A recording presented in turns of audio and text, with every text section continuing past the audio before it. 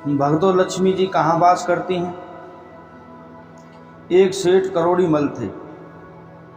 उनके 2 लड़के, 1 लड़की। लड़कों की दोनों बहुएं और एक सेठानी जी। वे खुद कुल 7 प्राणी थे। जब तक लड़कों के ब्याह नहीं हुए थे, सेठानी अपने परिवार को देखकर फूली नहीं समाती थी। अपने पति सेठ करोड़ीमल की सेवा खूब जी जान से करती थी। लड़के लड़की भी माता पिता की आज्ञा के अधीन चलते थे। दौलत रात दिन समाई होती चली जाती थी। व्यापार खूब उन्नति पर था। परंतु दोनों लड़कों के ब्याह हो जाने पर सेठानी जी का स्वभाव बदल गया। मैं अपनी दोनों बहुओं को बिना कसूर भला बुरा कहती और लड़ती झगड़ती रहती थी। साथ में लाडली बेटी भी अपनी माता का ही पक्ष लेती थी और भाभियों की झूठी चचुरी एक दूसरे से करके उनके आपस में मनमुटाव करवा देती।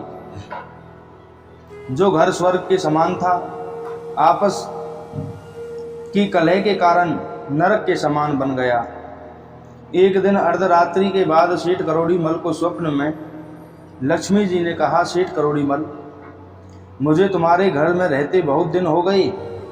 अब कहीं अंतवास करने का इरादा है, इसलिए जो तुम मुझसे मांगना चाहो वरदान मांग लो।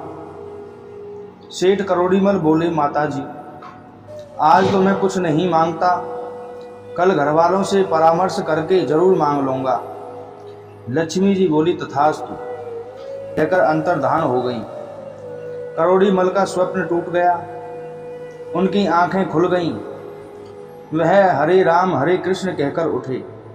ब्रह्म मुहूर्त में उठ नित्य कर्म से फारिग हो प्रभु का ध्यान करके सब घरवालों को बुलाया। जो वार्तालाप लक्ष्मी के साथ स्वप्न में हुई थी वह सबको बताई। कहने लगे, आप सब लोग परामर्श दो, मुझे क्या मांगना चाहिए। अपने पति के मुख से स्वप्न का हाल सुनकर सेठानी बोली, मेरे लिए 9 लाख हार मांग लो। बिना हार के मेरा गला सूना सूना लगता है। बेटी ने कहा, पिताजी, तुम एक 9 लखा बाग मांग लो, जिससे हम सब लोग खूब फल खाया करेंगे। बेटे बोले, पिताजी, एक हाथी मांग लो। हाथी हो जाने से हमारी इज्जत काफ़ी बढ़ जाएगी। अंत में सेठ जी ने अपनी बहुओं से पूछा, तुम लोग भी बताओ क्या मांगना चाहिए। बड़ी बहू तो गुस्से के कारण कुछ बोली ही नहीं, पर छोटी बहू अपने ससुर को प्रणाम कर बोली, पिताजी, जब लक्ष्मी जी जा ही रही हैं तो ये सब चीज़ें भी चली जाएंगी। ये टिकने वाली चीज़ें नहीं हैं। नाशवान वस्तुएं टिका नहीं करती। मेरी राय मानो तो आप लक्ष्मी जी से ये मांगिए कि हमारे कुटुंब में अगर प्रेम बना रहेगा तो बाकी के दिन सरलता से कट जाएंगे और रूखा सूखा खाने को मिलेगा तो मिलकर बांट कर खाएंगे तथा प्रभु के गुण गाएंगे। सेठ को छोटी बहू की बात बहुत पसंद आ गई।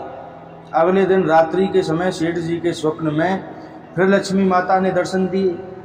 सेठ ने प्रार्थना की, माता जी, आप जाना ही चाहती हैं तो प्रसन्नता पूर्वक जाइए, परंतु मुझे ये वरदान देने की कृपा करें कि हमारे कुटुंब में परस्पर प्रेम बना रहे, सब आपस में प्रेम पूर्वक रहकर प्रभु का गुण गाएं। लक्ष्मी जी बोली, सेठ, तुमने ऐसा वरदान मांगा है जिसमें मैं बंध गई हूँ। जिस परिवार में परस्पर प्रीति रहती है मैं वहाँ से जा ही कैसे सकती हूँ। मेरा वास वहीं होता है जहाँ बड़ों का सत्कार होता है, छोटों के साथ सभ्यता पूर्वक बात की जाती है, जहाँ कड़वी बातों द्वारा कलेश नहीं होता और कोई नुकसान हो जाने पर भी लोग चुप रहते हैं तथा शुभ कर्मों से ही लगकर जीवन व्यतीत करते हैं, क्रोध नहीं करते हैं। मेरा उन्हीं के घर में वास होता है और मैं भी वहीं खुश रहती हूँ। बोलो श्री कृष्ण भगवान की जय।